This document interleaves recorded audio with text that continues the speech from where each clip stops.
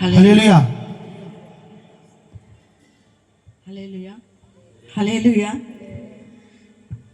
ముందుగా దేవాది దేవునికి నా వందనాలు. ఈ సువార్త ఏర్పాటు చేసిన దైవజనులకి నా వందనాలు.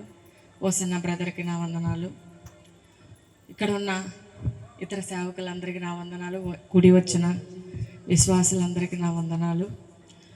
మరి నా ప్రియమైన ఇక్కడున్న దేవుని బిడ్డలందరికీ చాలా ఆనందంగా ఉంది. నాకు యేసుక్రీస్తు ప్రభుల వారు నాకైతే నిజంగా తెలియదు. ఎవరన్నా చెప్పినా వినేదాన్ని కాదు. దేవుని గురించి ఒక మాటైనా రెండు మాటలైనా ఎవరైనా చెప్పడానికి ప్రయత్నించినా కూడా వినే వ్యక్తిని అయితే కాదు. ఎందు నిమిత్తం అంటే నా కుటుంబం పచ్చి విగ్రహారాధన చేసిన కుటుంబం. అంటే మేము బ్రతికేదే అలాగా. నా తండ్రి మా తాతయ్య వాళ్ళంతా భూత వైద్యులు. మరి విగ్రహారాధన భయంకరంగా కథలు మరి చాలా చేసేవారు. ఎందుకంటే మేము జీవించే మా వృత్తి ఇదే. జ్యోతిష్యం అంటే ఎంతమందికి తెలుసు చేయలేదండి? అదే మా వృత్తి. మరి అలాంటి కుటుంబంలో ఉన్న నేను క్రీస్తుని గురించి చెప్తే కనీసం వాళ్ళని చూసినా కూడా నేను అసహించుకునేదాన్ని, వెళ్ళిపోయేదాన్ని. అలాంటి నేను మరి నా కుమారుడు నా కుమార్తె ఇద్దరు పిల్లలు నాకు ఒకరోజు లెన్స్ ప్రాబ్లం వచ్చాయి. 2 ఊపిరితిత్తులు పని చేయలేదు. మరి 2 వారాలు 14 రోజులు నెల్లూరులో నేను నా కుమారుడిని పెట్టుకొని నేను హాస్పిటల్లో ఎన్నో దేవతలకి ఎన్నో దేవుళ్ళకి నేను చాలా మొక్కాను. మరి ఎటు మనుషులు డాక్టర్ కాళ్ళు కూడా పట్టుకున్నాను. ఊపిరితిత్తులు ఒకటి పని చేయట్లేదు, బతకడు ఆ బిడ్డ అన్నారు. హల్లెలూయా.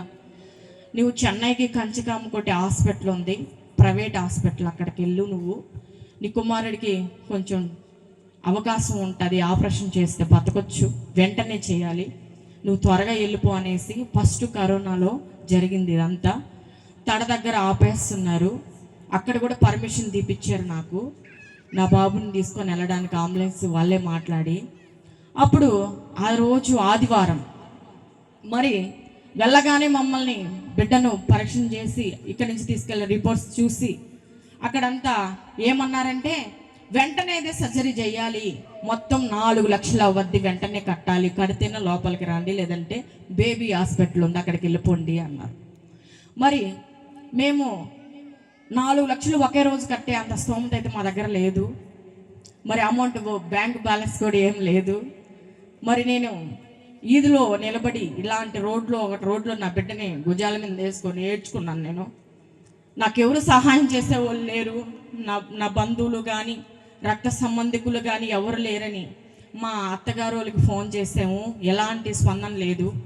మరి నా తండ్రికి ఫోన్ చేశాను, నాన్న ఇట్లాగా జరిగింది నాన్న, 4 లక్షల రూపాయలు అడుగుతున్నారు, అది కడితేనే లోపలికి తీసుకుంటాము, పేషెంట్ని లేదంటే బేబీ హాస్పిటల్కి తీసుకొని వెళ్ళమంటున్నారు, కానీ అర్జెంటుగా ఆపరేషన్ చేపితే బాబు చనిపోతాడని చెప్తున్నారు నాన్న అని ఏడిస్తే, మాకు ఎకరా పొలం ఉంటే 6 ఎకరా పొలం అమ్మేసి మా నాన్న నువ్వు నీ చేతిలో ఎంత ఉందో అంత కట్టేసి నువ్వు వెళ్ళి మిగతా 3 లక్షలు నేను 1 గంట 2 గంటలకు వేసేస్తాను, ఆ పొలం అమ్మేసి నువ్వు బిడ్డను మట్టుకు ఎక్కడికి తీసుకెళ్ళొద్దమ్మని నా తండ్రి నాకు భరోసా ఇచ్చి నన్ను హాస్పిటల్లో బిడ్డను జాయిన్ చేయించడానికి సహాయం చేశాడు. మరి 4 లక్షల రూపాయల అమౌంట్ కట్టేశాను, బిడ్డను తీసుకెళ్ళాను. ఆ రోజు సండే కాబట్టి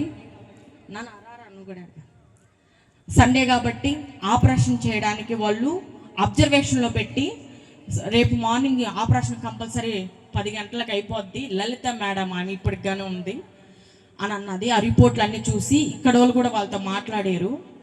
అప్పుడు నా ప్రియమైన దేవుని బిడ్డలారా, నేను ఎవరితో మాట్లాడడానికి కూడా నాకు ఓపిక లేదు. ఎందుకంటే 24 గంటలు ఒక రోజుకైతే కనీసం 1 పూట అంత ఆహారం తింటున్నా ఎవరితో మాట్లాడట్లేదు. ఎందుకంటే కన్న ప్రేమ కన్న తీపది.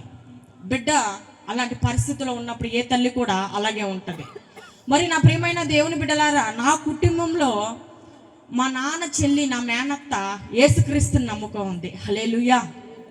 మరి ఆవిడ ఫోన్ చేసింది 9 o'clockకి చేసింది, నైట్ చేసి, అమ్మా నువ్వు నాతో మాట్లాడలేకపోతున్నావు, నా మాట ఒక మాట తీసుకో నువ్వు అనింది.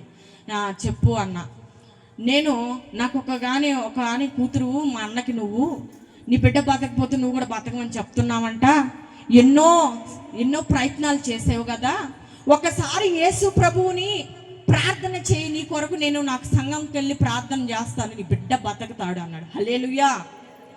నేనేమనుకున్నాను, నా మనసులోకి ఏమొచ్చిందంటే, అయ్యో డాక్టర్ కాళ్ళు పట్టుకున్నాను, అనేక దేవుళ్ళు నేను కొలిచాను, మరి నేను మొక్కాను, ఎన్నో చేశాను, నా కులవృత్తి అది, మరి ఎవరు నాకు సహాయం అందలేదు, ఏమో ఈయన కూడా ఒక దేవుడే కదా, మరి యేసుక్రీస్తు ప్రభులు వారికి ఒకసారి ప్రార్థన చేద్దామని నా మనస్సులోకి వచ్చి, ప్రభువా ఒకటే ప్రార్థన, ప్రభువా యేసయ్యా నా బిడ్డను కానీ నువ్వు బ్రతికిస్తే ప్రతి ఆదివారం నీ చర్చికి నేను వస్తా అన్న. అంటే చర్చికి అలా గుడికి వస్తానన్న, అప్పుడు చర్చికి తెలియదు మాకు, గుడికి వస్తాను. వెంటనే ఆ మాట అని పైకి లేచాను. నా ప్రియమైన దేవుని బిడ్డలారా, ఈ మైక్ ద్వారా వింటున్నా నా ప్రియమైన దేవాది దేవుని బిడ్డలారా, ఇక్కడ కూర్చున్న దేవుని బిడ్డలారా, వెంటనే నా బిడ్డ డొక్కులో నుంచి ఇంత చీము కారిపోయింది. చెప్పకూడదు, దేవుని నామాన్ని మహిమ పరద్దాం. హల్లెలూయా.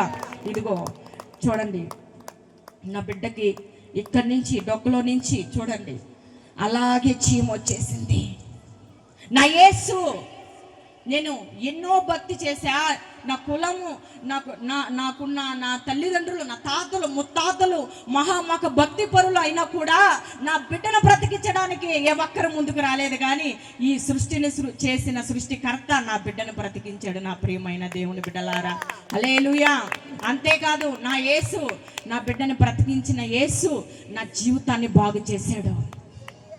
నా కీలవతం ఉండింది పోయింది, లక్షల అప్పు ఉండింది పోయింది.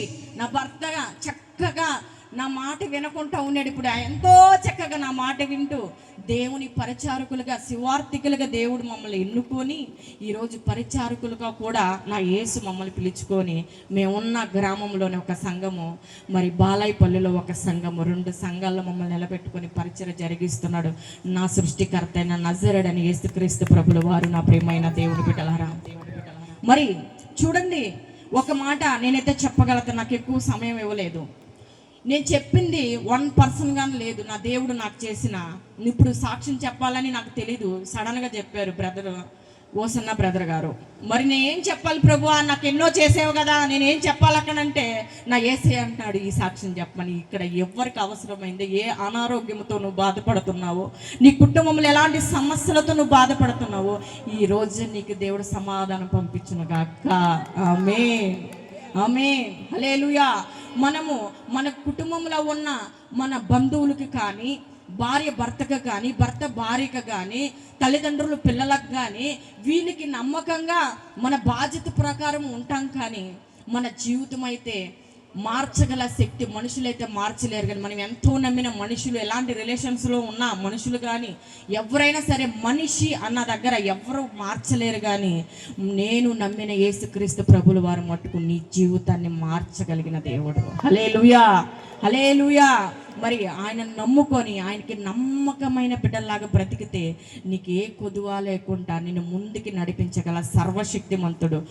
గుడ్డి వారికి చూపునిచ్చాడు, కుంటి వారు నడవదలిచారు, కుష్ఠరోగి స్వస్థత నొందారు, చెవిటి వారు వినదలిచారు. నా ప్రియమైన దేవుని బిడ్డలారా, మహా అద్భుతాలు చేసిన నా దేవుడు నా యేసు, నజరేయుడైన యేసుక్రీస్తు ప్రభుల వారు. హల్లెలూయా.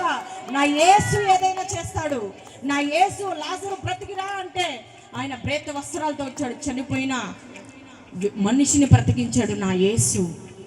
పాడి మీద వెళ్తున్న శవాన్ని ముట్టి బ్రతికించాడు నా యేసు. ఈరోజు మరణపు పడకల ముందున్న నిన్ను కూడా బ్రతికించగల శక్తి కలిగిన దేవుడు నా యేసు. హల్లెలూయా. ఏదైనా చేయగల శక్తి నా యేసులో ఉంది, యేసు నామములో ఉంది. హల్లెలూయా.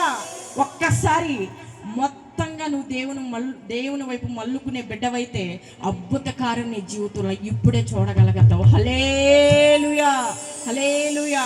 ఈ సాక్ష్యం ఉన్న ప్రతి ఒక్కరికి నా వందనాలు. దేవుడు మీ అందరినీ దీవించును గాక. ఆమేన్.